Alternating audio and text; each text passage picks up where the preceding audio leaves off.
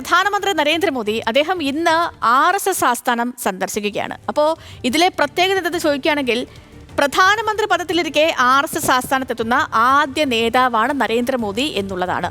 RSS മേധാവി മോഹൻ ഭാഗവതുമായി അദ്ദേഹം കൂടിക്കാഴ്ചയൊക്കെ നടത്തുന്നുണ്ട്. RSS BJP ബന്ധം ശക്തമാക്കുകയാണ് ലക്ഷ്യമെന്നും അറിയാൻ കഴിയുന്നു. നാഷണൽ ഡെസ്കിൽ നിന്ന് നമുക്കിതുമായി ബന്ധപ്പെട്ടുള്ള വിവരങ്ങൾ VS സനോജിനോട് ചോദിച്ചറിയാം. സനോജ്, ഈ പറഞ്ഞ പോലെ ഒരുപാട് പ്രത്യേകതയുണ്ട് പ്രധാനമന്ത്രിയുടെ ഇന്നത്തെ RSS ആസ്ഥാന സന്ദർശനത്തിന് പിന്നിൽ. ഇതിൽ പ്രത്യേകിച്ച് രാഷ്ട്രീയ അജണ്ടയൊന്നുമില്ല എന്ന് മഹാരാഷ്ട്രയിലെ നേതാക്കളൊക്കെ ഒന്നടങ്കം പ്രതികരിക്കുന്നുണ്ട്, ഉന്നത സ്ഥാനത്തിരിക്കുന്നവരൊക്കെ പ്രതികരിക്കുന്നുണ്ട്. പക്ഷെ അപ്പോഴും നിലവിൽ നിലനിൽക്കുന്ന പല പ്രശ്നങ്ങൾക്കും ഇന്നത്തെ ചർച്ചയോടുകൂടി ഒരു പരിഹാരമാകും എന്നും BJPയിലെ RSSലെ ഒരു വിഭാഗം പ്രതീക്ഷിക്കുന്നു.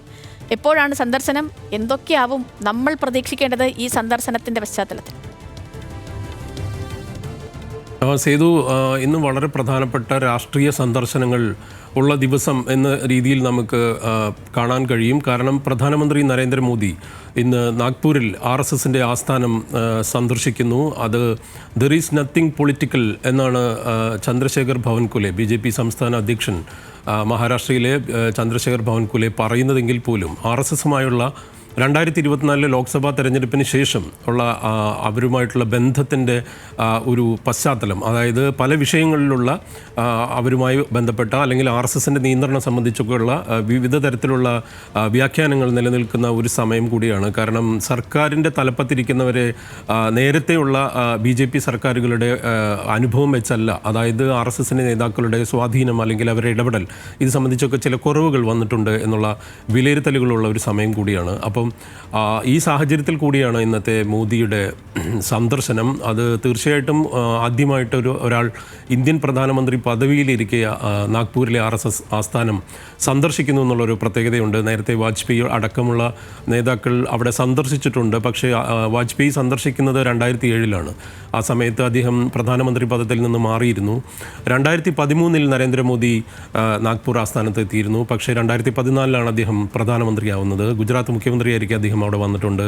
അതിനു മുമ്പ് പ്രചാരക എന്ന നിലയിൽ പല സമയത്തും അദ്ദേഹം നാഗ്പൂരിലെ ആസ്ഥാനത്ത് പങ്കെടുത്തിട്ടുണ്ട്, അല്ലെ പരിപാടികളിൽ പങ്കെടുത്തിട്ടുണ്ട്. ഏതായാലും ഇന്ന് മോഹൻ ഭാഗവതിൻ്റെ ഒപ്പമുള്ള ഒരു പരിപാടി അവിടെ നാഗ്പൂരിലുണ്ട്. അതായത് മാധവ് നേത്രാലയ പ്രീമിയം, അവിടെ ഒരു നേത്ര ചികിത്സയുമായി ബന്ധപ്പെട്ട ഒരു വലിയ അവരുടെ ഒരു പ്രധാനപ്പെട്ട ഒരു ചാരിറ്റി പ്രവർത്തനത്തിൻ്റെ ചടങ്ങിൽ മോഹൻ ഭാഗവതിനൊപ്പം നരേന്ദ്രമോദി പങ്കെടുക്കുന്നു. ഒപ്പം തന്നെ RSSന്റെ സ്ഥാപകനായിട്ടുള്ള ഹെഡ്ഗേവാറിൻ്റെ സ്മൃതി മന്ദിരത്തിൽ പുഷ്പാർച്ചന നടത്തും. അതുപോലെ അവരുടെ രണ്ടാം സർസംഘചാലക് എന്ന് വിശേഷിപ്പിക്കപ്പെട്ട അല്ലെങ്കിൽ ഏറ്റവും പ്രധാനപ്പെട്ട ഒരു താത്വികാചാര്യനായിരുന്ന ഗോൾവാൾക്കറിൻ്റെ സ്മൃതി മണ്ഡപത്തിൽ പുഷ്പാർച്ചന നടത്തും. ഒപ്പം തന്നെ നമുക്കറിയാവുന്നതുപോലെ നാഗ്പൂരിൽ ഡോക്ടർ BR അംബേദ്കർ 4 ലക്ഷത്തോളം ദളിത് അനുയായികളുമായി അവിടെ ബുദ്ധമതം സ്വീകരിച്ച സ്ഥലമുണ്ട്. അവിടെ ഇന്ന് അവിടെ അദ്ദേഹം സന്ദർശിക്കുന്നുണ്ട്. അത് നേരത്തെ വാജ്പേയിയും മൻമോഹൻ സിംഗൊക്കെ സന്ദർശിച്ചിട്ടുണ്ട്.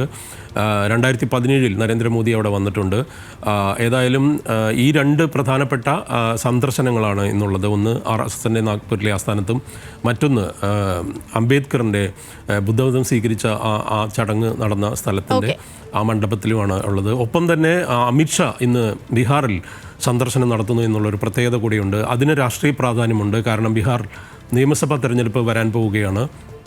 ഈ സമയത്ത് ഇന്ന് നിതീഷ് കുമാറുമായി അടക്കം ചർച്ചകൾ നടത്തും എന്ന് പറയുന്നു. ഏതായാലും നാഗ്പൂരിൽ നിന്ന് നേരെ ഛത്തീസ്ഗഡിലേക്ക് പോകുന്ന പ്രധാനമന്ത്രി ഒരുപാട് രാഷ്ട്രീയ പ്രാധാന്യമുള്ള സന്ദർശനങ്ങളൊക്കെ ഉള്ള ഒരു ഞായറാഴ്ചയാണ് ഇന്ന്. വിവിധ നേതാക്കൾ, അതും രാജ്യത്തിന്റെ പ്രധാനപ്പെട്ട പല നേതാക്കൾ പല സ്ഥലങ്ങളിൽ രാഷ്ട്രീയ സന്ദർശനങ്ങളൊക്കെ നടത്തുന്നുണ്ട്. ഈ 2024 തെരഞ്ഞെടുപ്പിന് ശേഷം, ലോക്സഭാ തെരഞ്ഞെടുപ്പിന് ശേഷമാണ് BJP RSS തർക്കങ്ങൾ, ആ പ്രശ്നങ്ങൾ, അതിനൊക്കെ ഒരു പരിഹാരമാകും.